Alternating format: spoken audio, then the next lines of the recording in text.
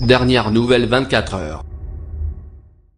Politique. Après avoir joué la fermeté, Gérard Collomb mise sur l'apaisement avec les députés LREM gênés par la teneur de la loi Asile et Immigration, jugée trop répressive dans son approche.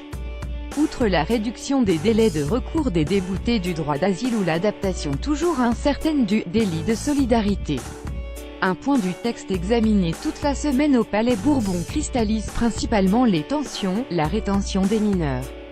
Alors que s'observe un début de fronde au sein du groupe, au moins 5 parlementaires ont fait part de leur intention de ne pas voter le texte. Le ministre de l'Intérieur a tenu à faire un geste sur un point.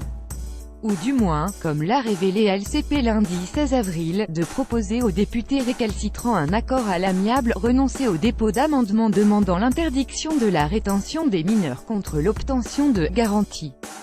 Ce mardi 17 avril, le HuffPost a eu la confirmation que la concession faite par Gérard Collomb portait sur la constitution d'un groupe de travail à l'Assemblée nationale. Celui-ci aura quelques mois pour plancher, en collaboration avec le ministère de l'Intérieur, sur cette question sensible et ses travaux déboucheraient éventuellement sur une proposition de loi d'ici la fin de l'année, précise-t-on du côté du groupe LREM. En d'autres termes, Gérard Collomb propose aux députés gênés par cette disposition d'adopter la loi Asile et Immigration en l'état, et de revenir sur le point spécifique de la rétention des mineurs dans un second temps. Le souvenir de la PMA en 2013, de quoi calmer la grogne des marcheurs opposés au texte. Mathieu Orphelin, qui ne le votera pas, y voit potentiellement une avancée, mais cela ne le fera pas changer d'avis. Et pour les autres, rien n'est moins sûr.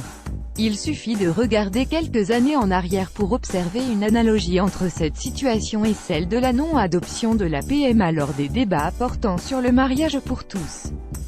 Proposition de loi PPL portée par LREM_N DEAQ avant fin 2018, sur la rétention des mineurs IN.